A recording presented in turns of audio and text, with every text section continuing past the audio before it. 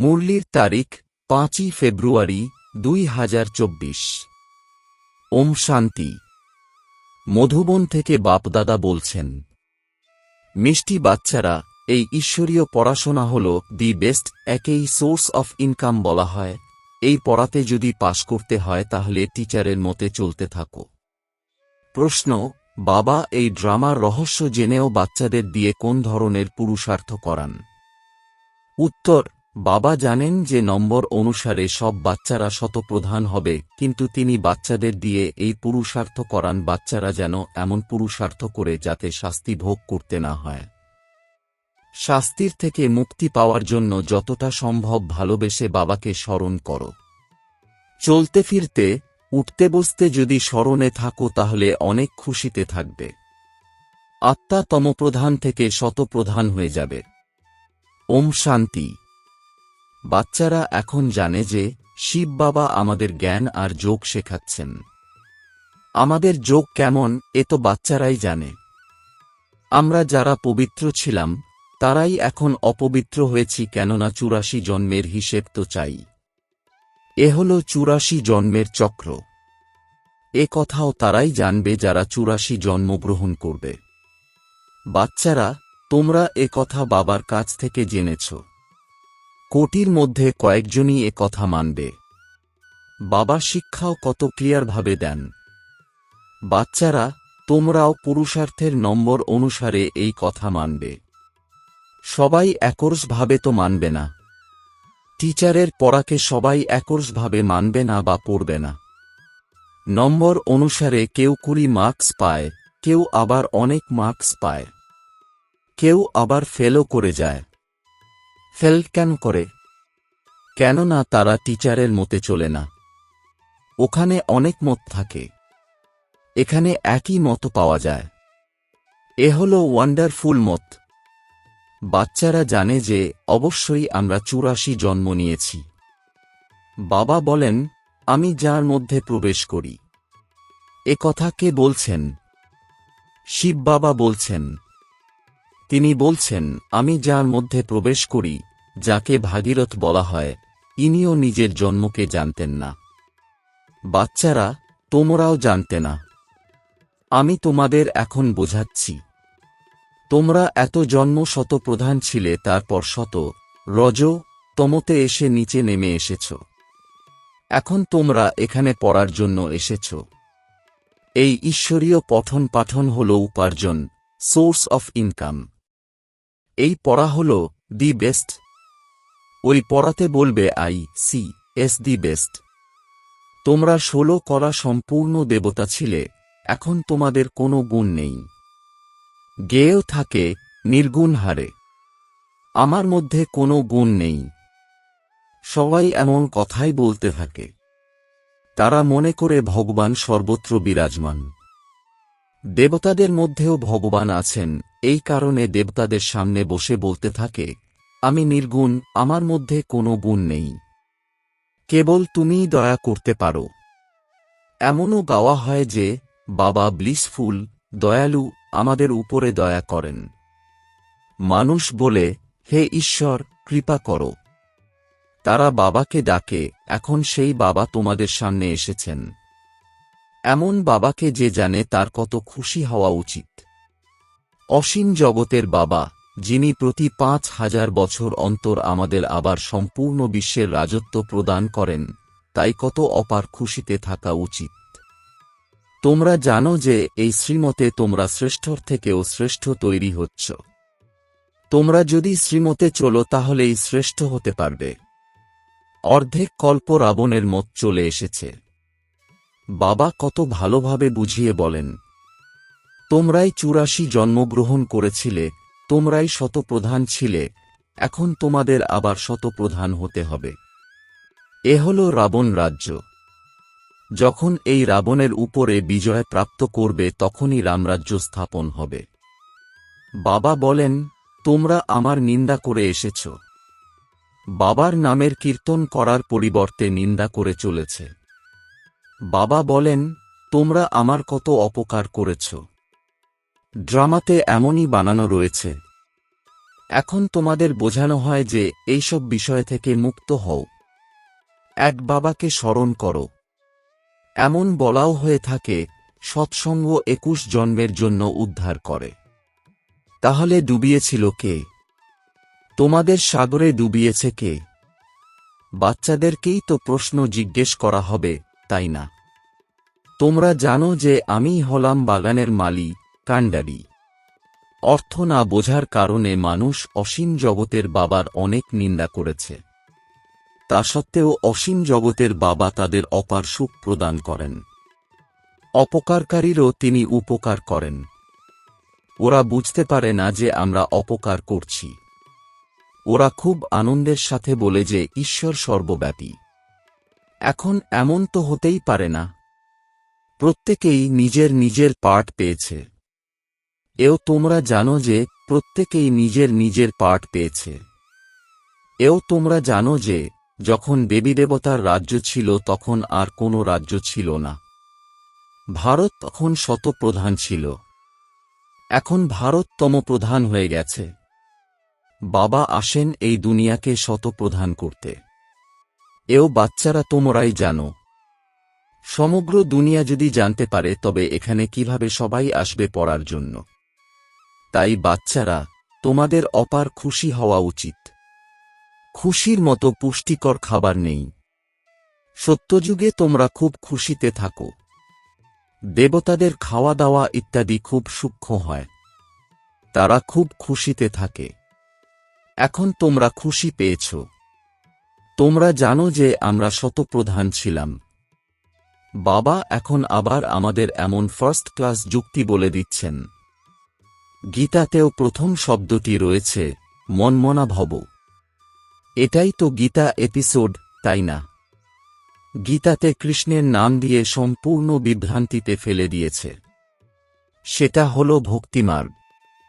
বাবাও এই নলেজ বুঝিয়ে বলেন। এতে বাগ্বিতণ্ডার কোনো ব্যাপারই নেই। কেবল তোমাদের তমপ্রধান থেকে শতপ্রধান হতে হবে। এ হল তমপ্রধান দুনিয়া। কলিযুগে দেখো মানুষের অবস্থা কেমন হয়ে গেছে। এখানে অনেক মানুষ হয়ে গেছে। সত্যযুগে এক ধর্ম, এক ভাষা আর একটিই সন্তান হয়। সেখানে একটিই রাজত্ব চলে। এই ড্রামা বানানো আছে। তাহলে এক হল সৃষ্টিচক্রের জ্ঞান আর দ্বিতীয় হল যোগ। জ্ঞানের ধুরিয়া অর্থাৎ একে অপরকে রং লাগানো আর হোলি অর্থাৎ অগ্নি পূজা। মুখ্য বিষয় বাবা বলেন, এই সময় সকলেরই তমপ্রধান জরাজীর্ণ অবস্থা বিনাশ সামনে উপস্থিত। বাবা এখন বলছেন, তোমরা আমাকে ডেকেছিলে তোমাদেরকে পবিত্র বানানোর জন্য। তোমরা পতিত হয়ে গেছ। আমাকেই পতিতপাবন বলা হয়। তোমরা এখন আমার সাথে যোগযুক্ত হও, আমাকে স্মরণ করো। আমি তোমাদেরকে সবকিছুই সঠিক বলে দেব। বাকি জন্মজন্মান্তর তোমরা ভুল হয়ে এসেছ। তাই শতপ্রধান থেকে তমপ্রধান হয়ে গেছ। বাবা বাচ্চাদের বলেন, মিষ্টি বাচ্চারা, তোমাদের আত্মা এখন তমপ্রধান হয়ে গেছে। কে বানালো এমন? 5 বিকার। মানুষ তো এত প্রশ্ন জিজ্ঞেস করে যে মাথাই খারাপ করে দেয়। শাস্ত্রার্থ যদি করে তাহলে নিজেদের মধ্যে লড়াই করতে থাকে। একে অপরকে লাঠির আঘাত করে। এখানে তো বাবা তোমাদের পতিত থেকে পবিত্র বানান, এতে শাস্ত্র কি করবে? পবিত্র তো হতেই হবে, তাই না? কলিযুগের পরে অবশ্যই সত্যযুগ আসতে হবে। শতপ্রধানও অবশ্যই হতে হবে। বাবা বলেন, তোমরা নিজেদেরকে আত্মা মনে করো। তোমরা আত্মারা যদি তমপ্রধান হয়ে থাকো, তাহলে শরীরও তোমরা তমপ্রধান পাবে। সোনা যত ক্যারেটের হবে গয়নাও তেমনই হবে। খাদ্য দেওয়া হয়, তাই না? তোমাদের এখন 24 ক্যারেট সোনা হতে হবে। দেহি অভিমানী ভব। দেহ অভিমানে আসার কারণে তোমরা ছিচ্ছি হয়ে গেছ। কোনো খুশি নেই। রোগ ব্যাধি ইত্যাদি সবকিছুই আছে। এখন আমি তো পতিত পাবন। আমাকে তোমরা ডেকেছ। আমি কোনো সাধু সন্ত আদি নই। কেউ আসে আর বলে, গুরুজির দর্শন করব। বলো, গুরুজি তো নেই আর দর্শন করাতেও কোনো লাভ নেই। বাবা তো সমস্ত কথাই সহজে বুঝিয়ে বলেন। যত স্মরণ করবে ততই তমপ্রধান থেকে শতপ্রধান হতে থাকবে, তারপর দেবতা হয়ে যাবে। তোমরা এখানে আবারও শতপ্রধান দেবতা হতে এসেছ। বাবা বলেন, আমাকে স্মরণ করলে তোমাদের জং দূর হয়ে যাবে, তোমরা শতপ্রধান হয়ে যাবে। পুরুষার্থেই তো হবে, তাই না? তোমরা উঠতে বসতে, চলতে ফিরতে বাবাকে স্মরণ করো। স্নান করতে করতে কি তোমরা বাবাকে স্মরণ করতে পারো না? নিজেকে আত্মা মনে করে যদি বাবাকে স্মরণ করো তাহলে জং দূর হয়ে যাবে আর তোমাদের খুশির পারদ চড়তে থাকবে। আমি তোমাদের কত ধন দিয়ে থাকি। তোমরা এখানে এসেছ বিশ্বের মালিক হওয়ার জন্য। ওখানে তোমরা সোনার মহল তৈরি করবে। তোমাদের কত হীরে জহরত থাকবে। ভক্তিতে যে মন্দির বানানো হয় সেখানে কত হীরে জহরত থাকে। অনেক রাজারাই মন্দির নির্মাণ করে। এত হীরে সোনা কোথা থেকে আসে? এখন তো তা আর নেই। এই ড্রামাও তোমরাই জানো যে কিভাবে চক্র ঘুরতে থাকে। যারা সবথেকে বেশি ভক্তি করেছে একমাত্র তাদের বুদ্ধিতেই এই কথা ঢুকবে। নম্বরের ক্রমানুসারেই তারা বুঝতে পারবে। এখানে বুঝতে পারা যায় কারা খুব সেবা করে, খুব খুশিতে থাকে, যোগে থাকে। এই অবস্থা শেষের দিকে হবে। যোগী অত্যন্ত জরুরি। তোমাদের শতপ্রধান হতে হবে। বাবা যখন এসেছেন তখন তাঁর থেকে অবিনাশী উত্তরাধিকার নিতে হবে। তোমরা এও বলো যে বাবা তো আমার সাথেই আছেন, আমি শুনছি। তোমাদের যখন শোনান আমিও শুনতে থাকি। কাউকে তো শোনাবেন, তাই না? জ্ঞান অমৃতের কলস তোমরা মায়েরা পাও। মায়েরা সবাইকে তা ভাগ করে দেন। তারা অনেক সেবাও করে। তোমরা সকলেই হলে সীতা, রাম হলেন একজন। তোমরা সবাই ব্রাইডস অর্থাৎ বধূ, আমি হলাম ব্রাইডগ্রুম অর্থাৎ বর। আমি তোমাদের শৃঙ্গার করিয়ে শ্বশুর বাড়িতে পাঠিয়ে দিই। গায়নও আছে যে উনি আমাদের বাবারও বাবা, পতিরও পতি। একদিকে মানুষ মহিমা করে অন্যদিকে আবার নিন্দাও করে। শিব বাবার মহিমা আলাদা, আবার কৃষ্ণের মহিমা আলাদা। সবার স্থান আলাদা আলাদা। এখানে সবাইকে মিলিয়ে এক করে দিয়েছে। এ হল অন্ধকার নগর। এখন তোমরা অবশ্য বাবার হয়েছ। তোমরা হলে শিব বাবার পৌত্র পৌত্রী। তোমাদের সকলেরই অধিকার রয়েছে। এই বাবার কাছে তো সম্পত্তি নেই। সম্পত্তি পাওয়া যায় পার্থিব আর অসীম জগতের বাবার থেকে। তৃতীয় আর কেউই নেই যার থেকে অবিনাশী উত্তরাধিকার পাওয়া যায়। ইনি অর্থাৎ ব্রহ্মা বাবা বলেন, আমিও এনার থেকে অবিনাশী উত্তরাধিকার গ্রহণ করি। পারলৌকিক পরমপিতা পরমাত্মাকে সকলেই স্মরণ করে। সত্যযুগে কেউই স্মরণ করবে না। সত্যযুগে থাকে একজন বাবা আর রাবণ রাজ্যে থাকে দুইজন বাবা। সঙ্গম যুগে থাকে তিনজন বাবা, লৌকিক, পারলৌকিক আর তৃতীয় হল এই ওয়ান্ডারফুল অলৌকিক বাবা। এনার দ্বারাই বাবা আমাদের অসীম জগতের উত্তরাধিকার প্রদান করেন।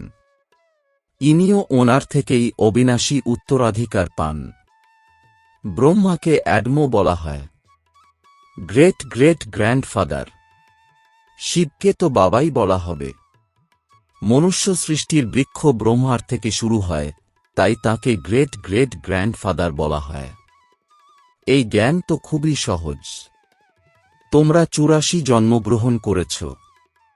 তোমাদের বোঝানোর জন্য চিত্র আছে। এখন এতে উল্টাপাল্টা প্রশ্ন করার দরকারই নেই। ঋষিমুনিদের জিজ্ঞেস করলে তারাও নেতি নেতি অর্থাৎ এটাও না ওটাও না বলে দেয়। এখন বাবা এসে নিজের পরিচয় দিচ্ছেন। তাই এমন বাবাকে কত ভালোবেসে স্মরণ করা উচিত। এখন ড্রামা অনুসারে বাচ্চারা, তোমরা উপরে উঠছ। কল্পে কল্পে নম্বরের ক্রমানুসারে কেউ শতপ্রধান, শত, রজ, তম হয়। এমনই পদ ওখানে পাওয়া যায়। তাই বাবা বলেন, বাচ্চারা, খুব ভালোভাবে পুরুষার্থ করো, তাহলে শাস্তি ভোগ করতে হবে না।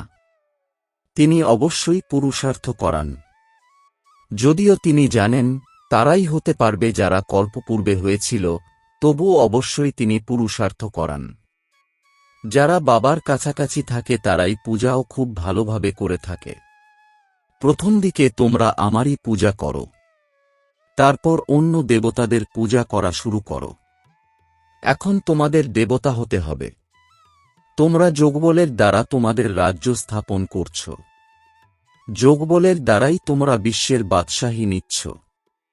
বাহুবলে কেউই বিশ্বের বাদশাহী নিতে পারে না।